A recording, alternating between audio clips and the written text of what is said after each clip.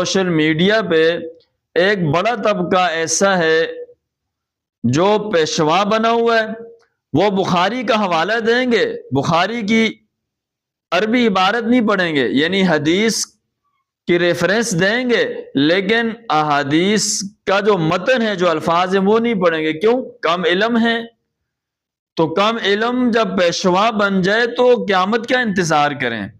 تو اس لیے ہمارے انجینئر مرزا صاحب پچھلے بزرگوں کو تو کجا، وہ اکابر صحابہ جن کے بارے میں قرآن نازل ہوا ہے، جو قرآن مجید کی عملی صورت اور شکل ہیں اصحاب رسول، ان کو وہ برا بھلا کہتا ہے۔ اور اسی طرح اور جتنی بھی ایسے لوگ ہیں جو تھوڑی سی عربی جاننے کی وجہ سے نہ حدیث پڑھیں گے نہ قرآن کی آیت پڑھیں گے، او بھائی ایسے لوگوں کو اپنا پیشوا ماننا، ان کی باتوں پر بھروسہ کر کے اکابرین صحابہ کے حوالے سے ایسا نظریہ بنانا، یہ قیامت کی علامت اور نشانیوں میں سے ہے۔